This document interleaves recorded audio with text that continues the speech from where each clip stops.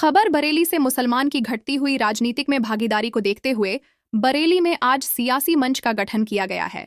भारतीय मुसलमानों की स्थिति और नई राजनीतिक मंच की आवश्यकता। आजादी के बाद से भारतीय मुसलमानों का सामाजिक, आर्थिक, शैक्षिक और राजनीतिक ग्राफ लगातार नीचे गिरता रहा है। देश की सबसे बड़ी अल्पसंख्यक आबादी होने के बावजूद मुसलमानों का प्रतिनिधित्व और विकास विभिन्न क्षेत्रों में अपेक्षाकृत कम रहा है। इसका प्रमुख कारण विभिन्न राजनीतिक दलों की नीतियां और उनकी उदासीनता रही है, जिन्होंने मुस्लिम समुदाय को केवल वोट बैंक के रूप में इस्तेमाल किया।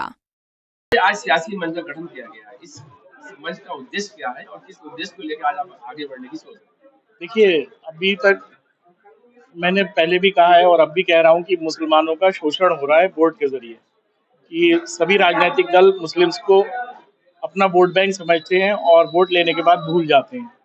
तो इसलिए ज़रूरत पड़ी कि कोई ऐसा संगठन होना चाहिए, जो मुसलमानों का अगर वोट ले रहा है तो उनके हक की बात कर सके। इसलिए सियासी मंच का गठन करने की ज़रूरत पड़ी। तहसील लेवल पर, ब्लॉक लेवल पर और जिला स्तर पर क्या इसकी देखिए, बढ़ोतरी रहेगी? जो उपस्थिति रहेगी, हम तहसील, ब्लॉक या हर गांव तक हम पहुंच रहे हैं और अभी भी हमारे कैंप लगना शुरू हो रहे हैं। सबसे पहले हम तालीम पे जोर दे रहे हैं कि लोग जो है वो तालीम की तरफ आए, जब उनको अच्छा बुरा समझ आने लगे तो तालीम के जरिए हम उसमें लोगों तक अपनी पहुंच बना रहे हैं।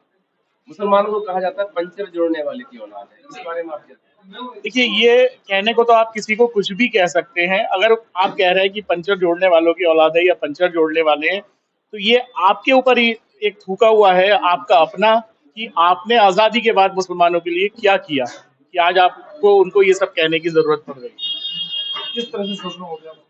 देखिए, मुसलमानों का शोषण मैंने बताया कि वोट के हिसाब से हो रहा है, कि वोट का पोलराइज़ कर लेते हैं, वोट ले लेते हैं, उनको ना तो क्या कहते हैं सीट देते हैं, और उसके साथ-साथ जो है ऊँचे पदों पर मुस्लिम्स कहीं नहीं दिखते।